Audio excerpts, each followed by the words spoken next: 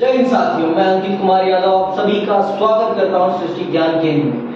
आज हम चल रहे हैं अपने अध्याय को आगे बढ़ाने। अध्याय का नाम जैसे कि आप सब जानते हैं शीत युद्ध का दौर है और आज का आपका विषय होगा दो ध्रुवीय विश्व का आरंभ। आपने लास्ट क्लास में समझा था शीत युद्ध क्या है और शीत युद्ध कैसे प्रारंभ हुआ, ये सारी चीजें मैं आपको समझा चुका हूं। आज मैं चल रहा हूं आपको समझाने कि दुनिया किस प्रकार से दो गुटों में बढ़ती है। दुनिया किस प्रकार से दो गुटों में बढ़ती है इस शीत युद्ध के कारण, इस शीत युद्ध के कारण। तो मैं आपको बता ही चुका हूं कि ये जो शीत युद्ध है ये सिर्फ शक्ति प्रदर्शन का युद्ध नहीं है, ये विचारधारा का युद्ध है। दो विचार धाराओं का युद्ध है। एक तरफ है आपका यूएसए तो एक तरफ है आपका यूएसएसआर। एक की विचारधारा है समाजवाद और साम्यवाद तो एक की विचारधारा है लोकतंत्रवाद और पूंजीवाद। तो इनका जो वैचारिक प्रतिस्पर्धा है ना, यही प्रतिस्पर्धा पूरी दुनिया को दो खेमों में बांट देती है। आप सबको पता है कि दूसरे विश्व युद्ध के बाद आपका शीत युद्ध प्रारंभ होता है और उसी के बाद जो उस समय की जिन देशों ने दुनिया के अनेक देशों में अपनी कॉलोनीज एस्टैब्लिश की हुई थी, ये वो समय है कि दूसरे विश्व युद्ध के बाद ये ताकतवर देश, ये साम्राज्यवादी देश अब इतने ताकतवर नहीं रहते कि ये अपने गुलाम देशों को कंट्रोल कर सके। और उन देशों में भी आजादी की चेतना जाग गई थी और वो अपनी आजादी के लिए पूर्ण रूप से स्ट्रगल करते हैं और अपनी आजादी को हासिल करने के लिए भरसक प्रयास करते हैं और आजादी प्राप्त करते हैं। तो ये समय वो था कि नए नए देशों का उदय हो रहा था और वो अपनी राजनीतिक और आर्थिक विचारधाराओं का निर्माण कर रहे थे। और ये दोनों राष्ट्र आपके यूएसए और यूएसएसआर दोनों पावर स्ट्रगल में थे, आइडियोलॉजिकल स्ट्रगल। तो ये अपने अपने गुट बना रहे थे जिससे कि ये दुनिया को ये दिखा सके कि इनकी विचारधारा, इनका अपने समाज को चलाने का जो तरीका है वो ही सबसे बढ़िया है, उससे बढ़िया कोई और तरीका नहीं है। तो ये उस काम में लगे हुए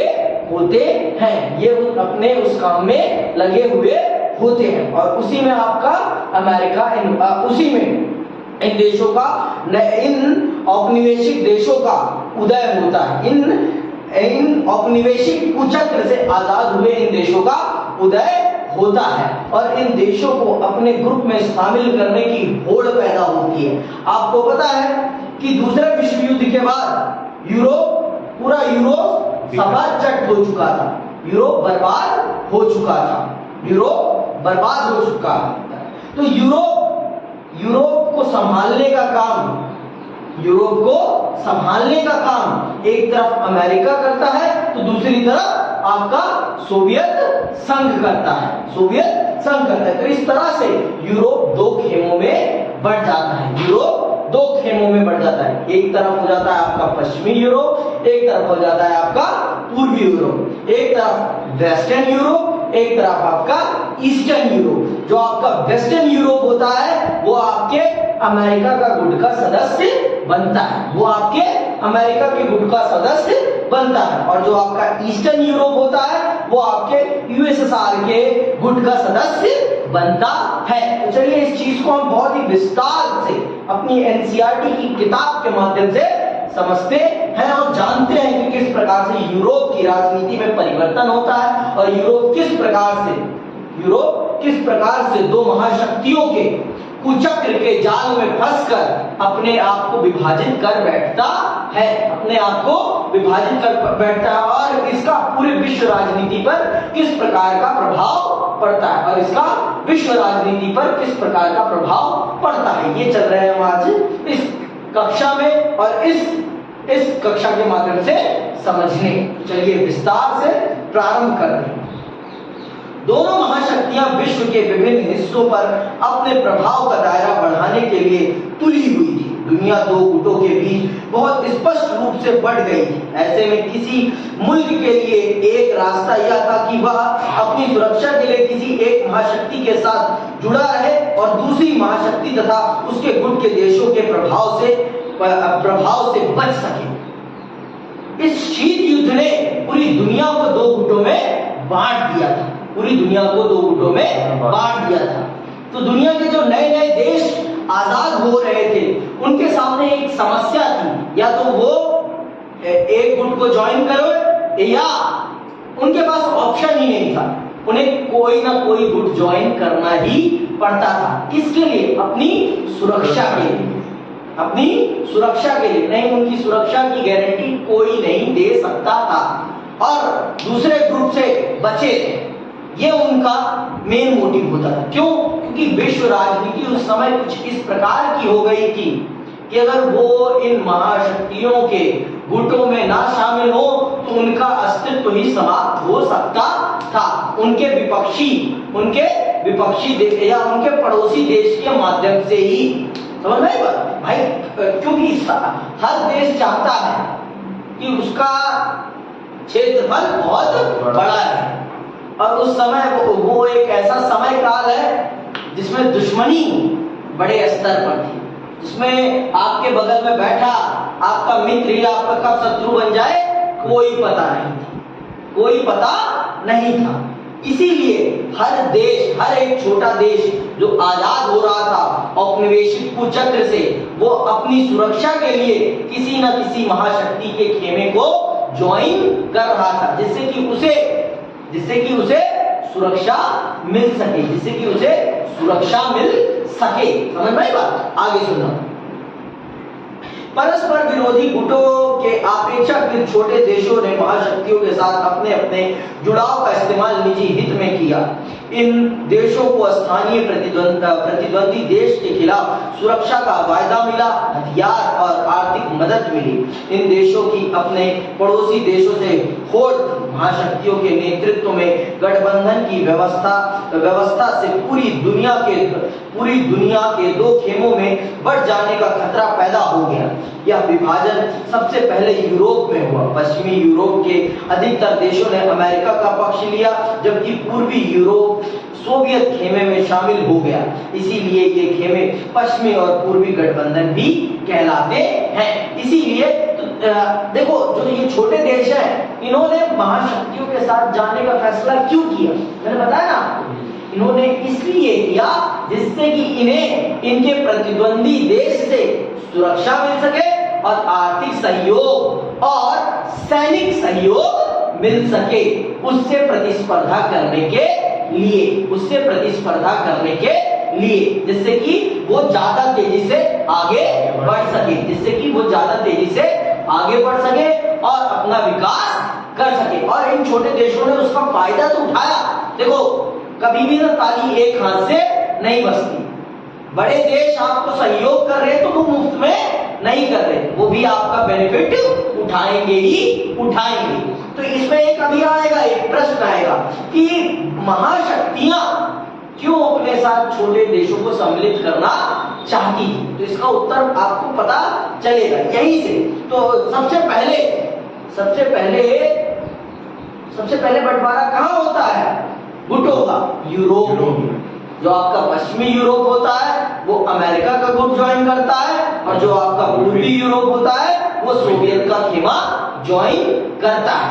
यहीं से ये शक्ति संघर्ष और विकट रूप धारण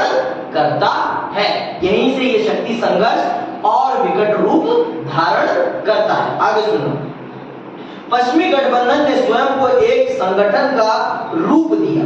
अप्रैल 1949 में उत्तर अटलांटिक संधि संगठन नाटो की स्थापना होती है। आपके पश्चिमी संगठन ने अपने संगठन को एक सैनिक संगठन का रूप दिया और इसका नाम क्या रखा गया? उत्तर अटलांटिक संधि संगठन। समझ में आ गई बात? North Atlantic North Atlantic Treaty Organisation, जिसे हम क्या कहते हैं, नाटो, जिसे हम क्या कहते हैं, नाटो। समझ में आ गई बात? तो इसकी स्थापना कब हुई? 1949 में। और ये क्या है? ये एक सैनिक संगठन है। ये क्या है? सैनिक संगठन। समझ में आ गई बात? तो यही से तो इस सैनिक संगठन के बनाने के पीछे क्या मकसद है, ये सुनो।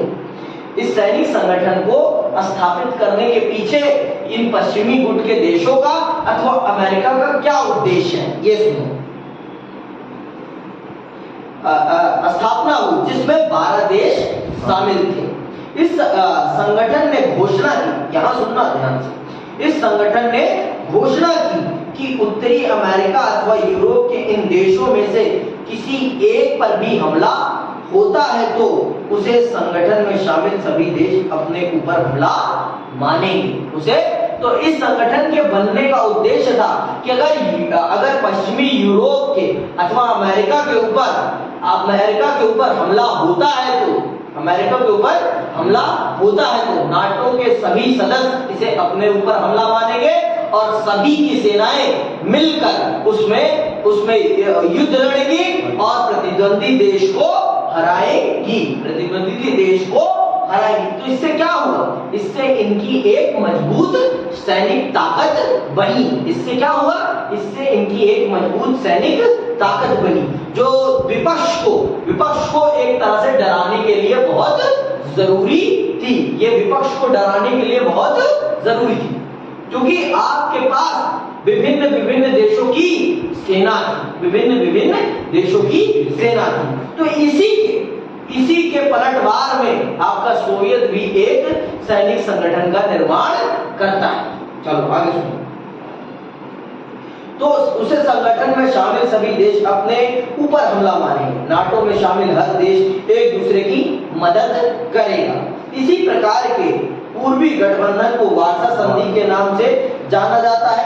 इसकी अगुवाई सोवियत संघ ने की। इसकी स्थापना सन 1955 में हुई थी और इसका मुख्य काम था नाटो में शामिल देशों का यूरोप में मुकाबला करना।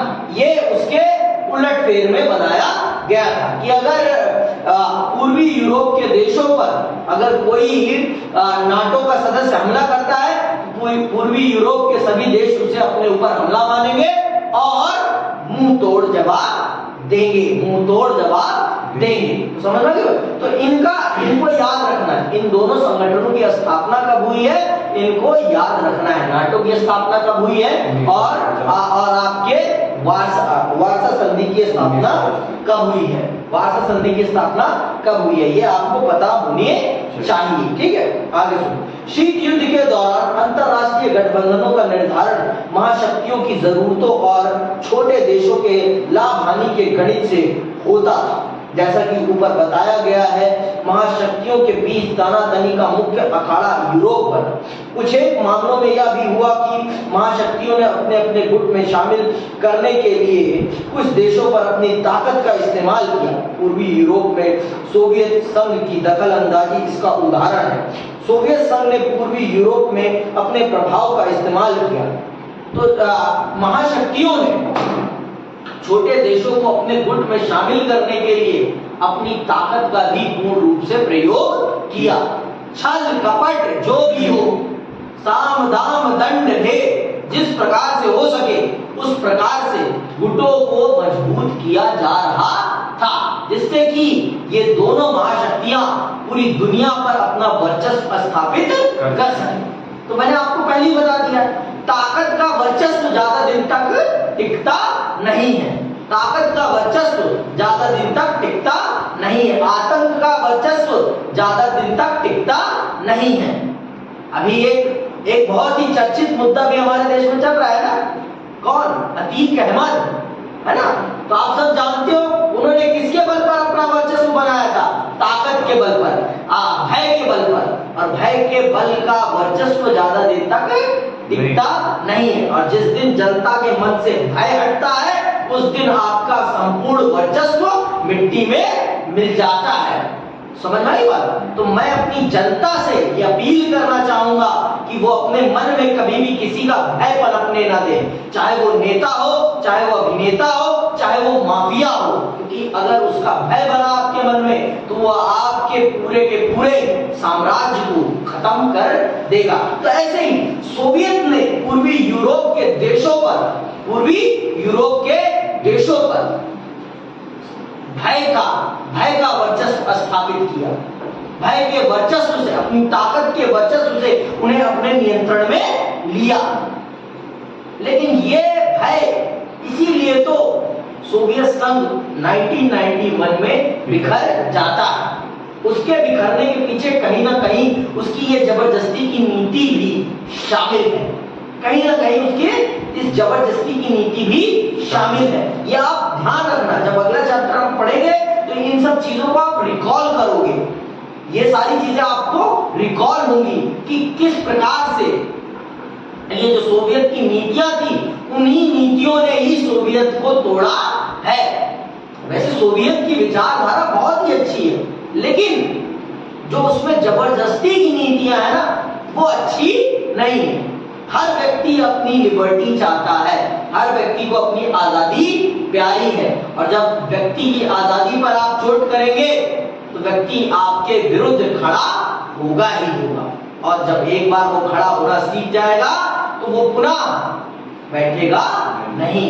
समझ में आई बात? तो कभी किसी की आजादी पर चोट ना करें, कभी भी किसी की आजादी पर चोट ना करें। समझ में आई बात? आगे सुनो। इस क्षेत्र के देशों में सोवियत संघ की सेना की व्यापक उपस्थिति ने यह सुनिश्चित करने के लिए अपना प्रभाव जमाया कि यूरोप का पूरा पूर्वी हिस्सा सोवियत संघ के दबदबे में है।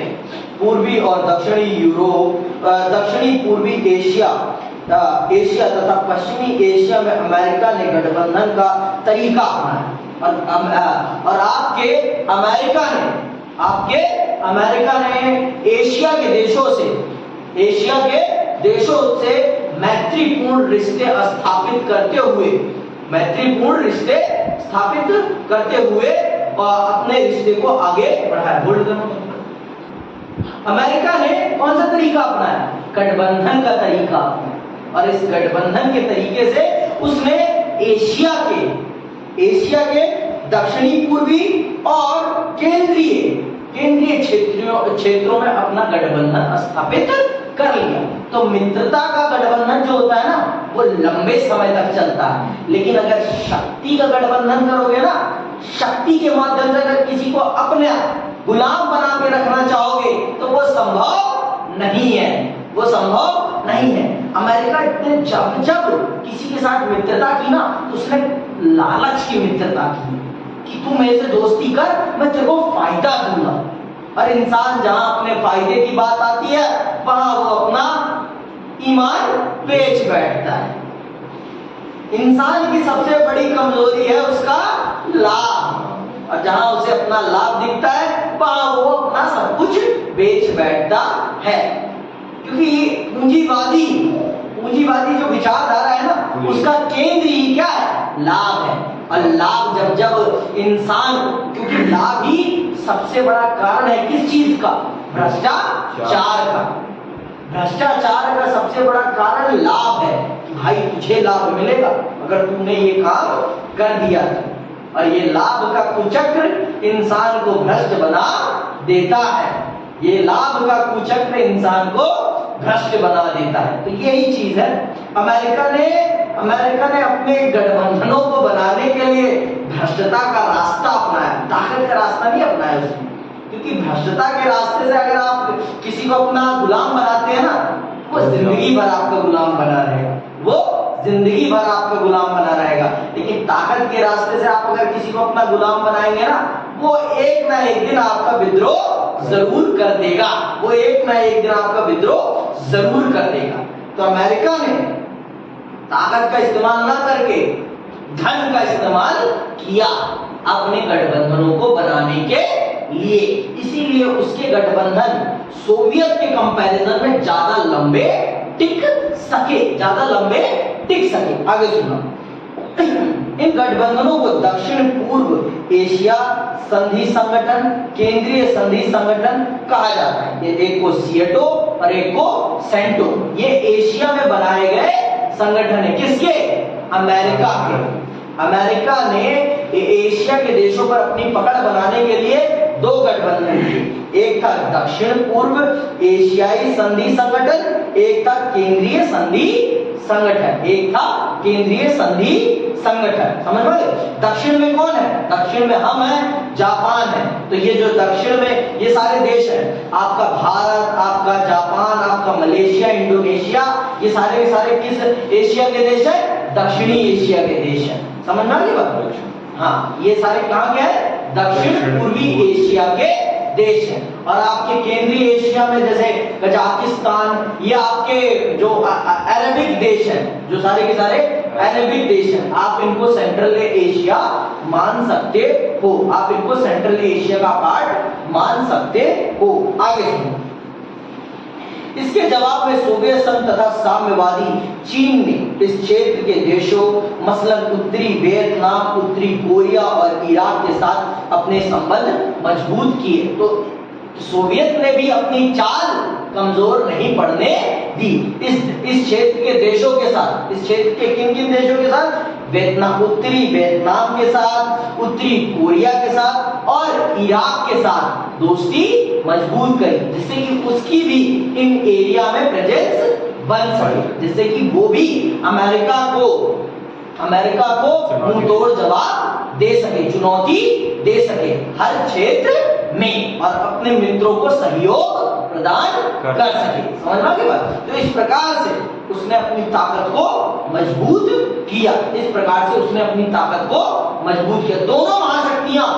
दोनों महाशक्तियां किसी भी रूप में पिछड़ना नहीं चाहती थी। जो जहां अपनी ताकत को बढ़ाता, तो दूसरा भी वहां अपनी ताकत को बढ़ाने के लिए किसी ना किसी रूप में कोई ना कोई माध्यम निकाल ही लेता।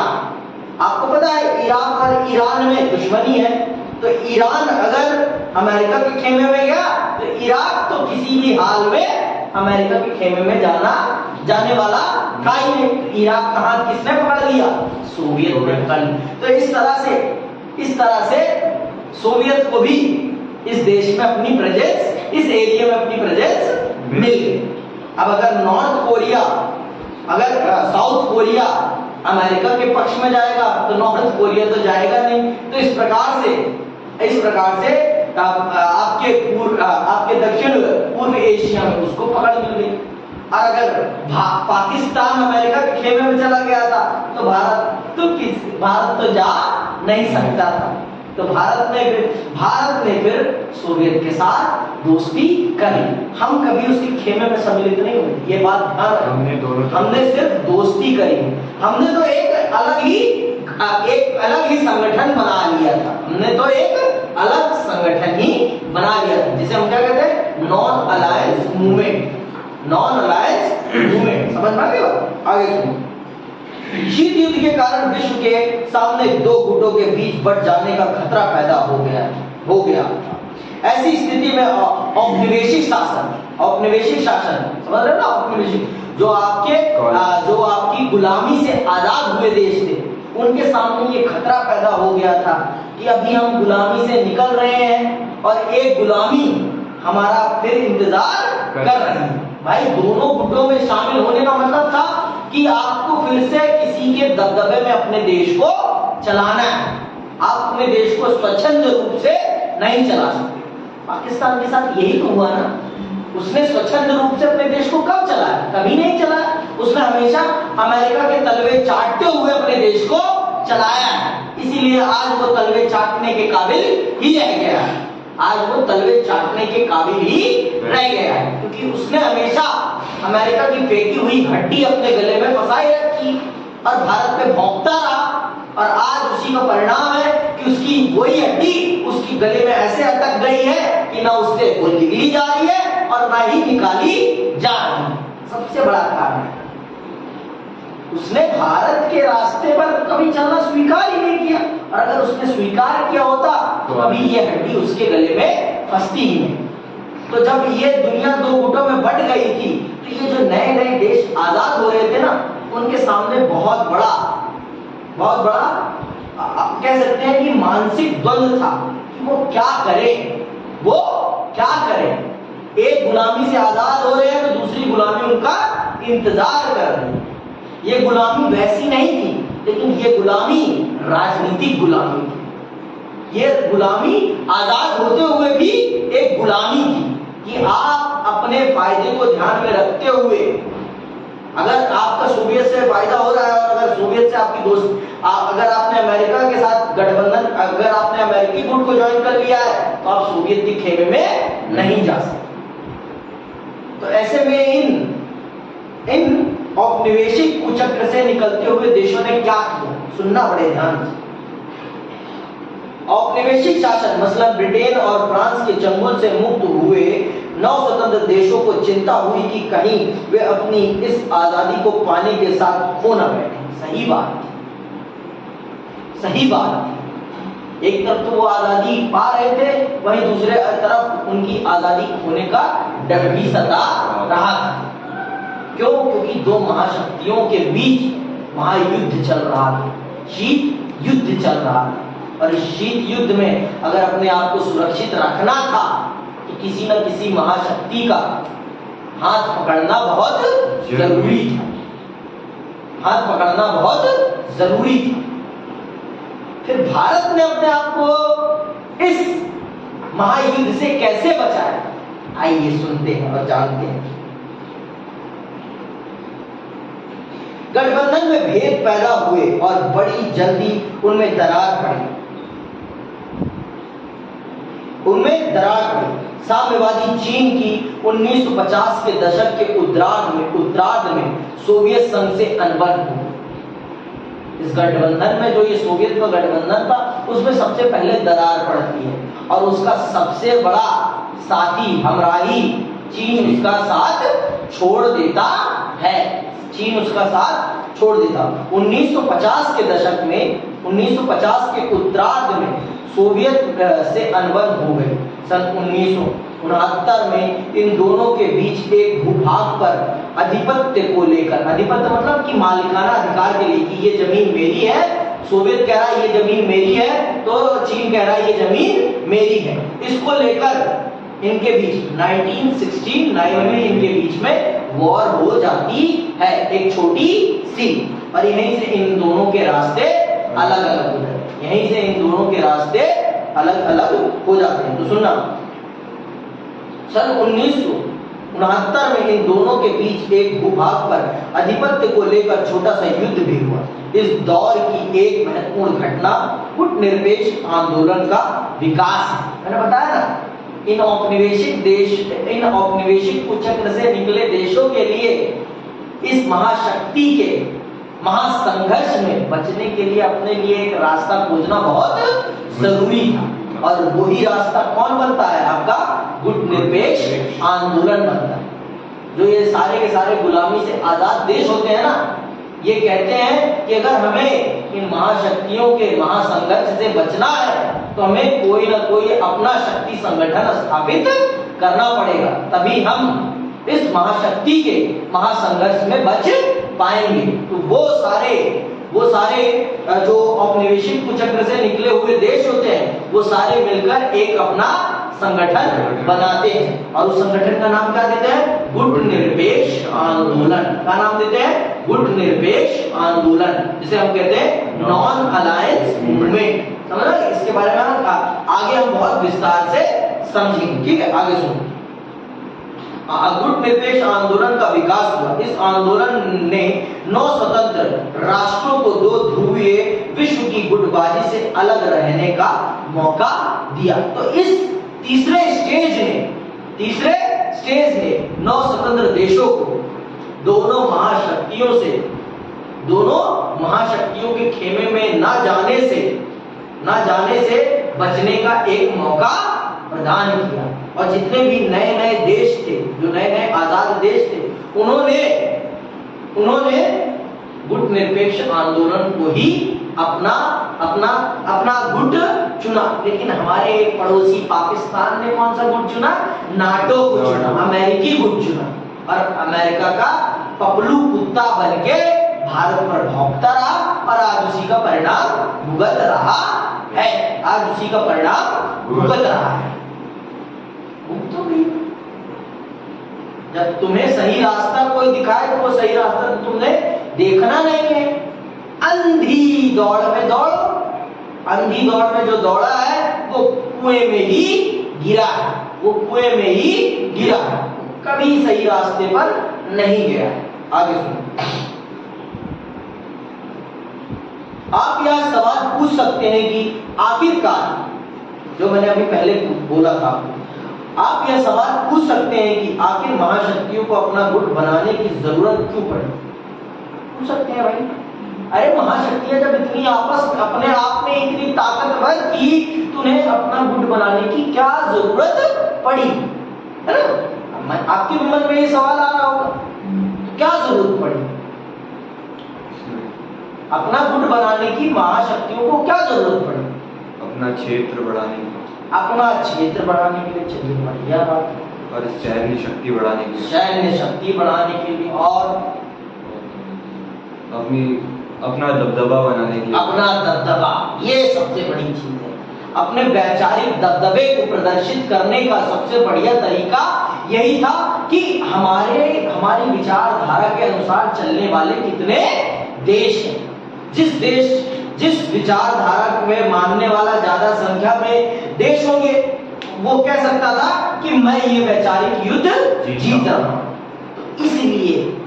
इसलिए इस अपना गुट बनाने की दोनों महाशक्तियों को जरूरत पड़ी, जिससे कि वो अपनी वैचारिक जीत को प्रदर्शित कर सके। और आपको पता है, दुनिया में किसी एक देश के पास सारे प्राकृतिक संसाधन तो है नहीं, सारे प्राकृतिक संसाधन किसी एक देश के पास तो है नहीं। तो इसी चीज को ध्यान में रखते हुए दोनों महाशक्तियों ने अपने प्राकृतिक संसाधनों की आवश्यकताओं को ध्यान में रखते हुए अपने गुट बनाए जासूसी करने के। क्यों सोवियत संघ क्यूबा को नहीं खोना चाहता था? क्योंकि क्यूबा के माध्यम से वो अमेरिका पे आसानी से जासूसी कर सकता है। समझ रहे हो? क्यूबा उसका अमेरिका के दृष्टिकोण से सबसे बड़ा सैनिक अड्डा, जहां से वो आराम से अमेरिका के ऊपर नजर रख सकता था और युद्ध की स्थिति में उसे अपना सैनिक ठिकाना बनाकर अमेरिका पर हमला कर सकता था।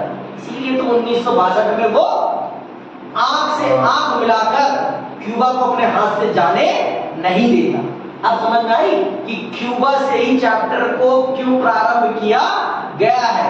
एक बीच की घटना को निकाल कर ही चैप्टर क्यों प्रारंभ हुआ है, क्योंकि जिससे कि आप समझ सकें कि इन छोटे देशों का इन महाशक्तियों के लिए क्या महत्व है, इन छोटे देशों का इन बड़ी महाशक्तियों के लिए क्या महत्व है, ये आप बेहतरीन तरीके से समझ सकें। समझ आई बात? आगे सुनिए। आखिरकार अपने परमाणु हथियारों और अपनी सैन्य सेना के बूते महाशक्तियां इतनी ताकतवर थी कि एशिया तथा अफ्रीका और यहाँ तक कि यूरोप के अधिकांश छोटे देशों की साझी शक्ति का भी उनसे कोई मुकाबला नहीं था। लेकिन हमें यह समझने की जरूरत है कि छोटे देश निम्न कारणों से महाशक्तियों के बड़े काम किए। ठीक है, दोनों महाशक्तियां सैनिक रूप में बहुत ताकतवर थी, 10-12 देशों की सेनाओं से भी कहीं ज्यादा ताकतवर थी, लेकिन फिर भी ये छोटे देश बहुत सारे कारणों से इन महाशक्तियों के बहुत ही काम के थे। और वो क्या थे कारण, आइए जानते हैं। सबसे पहला कारण है महत्वपूर्ण संसाधन। महत्वपूर्ण संसाधन, मैंने बताया ना, किसी एक देश के पास सारे प्राकृतिक संसाधन नहीं।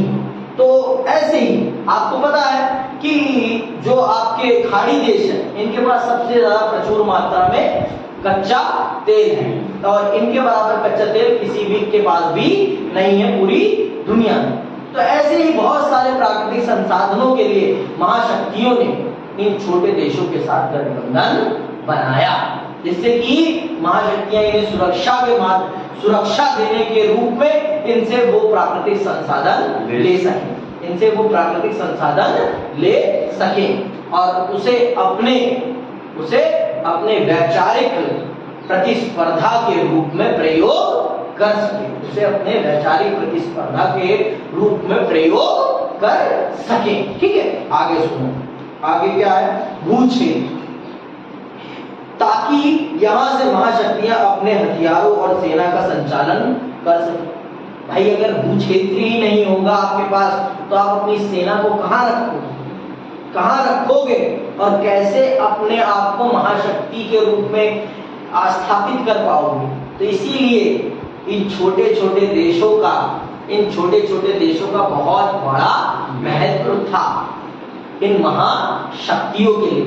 इनकी भूमि का प्रयोग करके वो अपनी सेनाओं को ट्रेन करती हैं और इनके लोगों को भी अपनी सेनाओं में सम्मिलित करके अपनी सेना को बलशाली बनाती हैं। तो ये कुछ कारण हैं जिनके कारण से महाशक्तियां इन छोटे देशों को अपने संगठन में सम्मिलित करती हैं। और तीसरा कारण, सैनिक ठिकाने, जहां से महाशक्तियां एक दूसरे की जासूसी कर सके। समझ में आई बात? सैनिक ठिकाने, जैसे कि मैंने बताया क्यूबा का इस्तेमाल सोवियत संघ किस लिए कर रहा था? एक सैनिक ठिकाने के रूप में ही तो कर रहा था। किस पर नजर रखने के लिए? अमेरिका पर नजर। तो ये है आपके छोटे देशों का महत्व महाशक्तियों के लिए। और आखिरी और अंतिम है आर्थिक मदद। ऐसा तो नहीं है कि हर छोटा देश गरीब है, ऐसा तो नहीं है ना कि हर छोटा देश गरीब है। कुवैत आज के टाइम का सबसे अमीर देश है। तो ऐसे ही बहुत से देश थे कि जो छोटे थे लेकिन बहुत ही अमीर थे, बहुत ज्यादा अमीर थे। तो ये छोटे देश आर्थिक सहायता भी प्रदान करते थे महाशक्तियों को उनके इस वैचारिक युद्ध में। समझ में बात?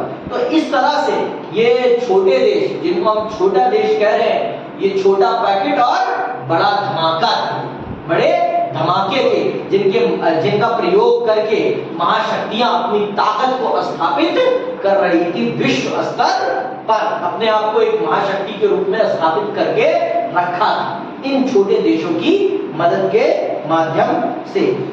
ये ऐसे कारण थे जो छोटे देशों को महाशक्तियों के लिए जरूरी बना देते थे। विचारधारा के कारण भी ये देश महत्वपूर्ण थे। गुटों में शामिल देशों की निष्ठा से यह संकेत मिलता था कि महाशक्तियां विचारों का पारस्परिक युद्ध भी जीत रही हैं, जो आपने पहले ही बताया था।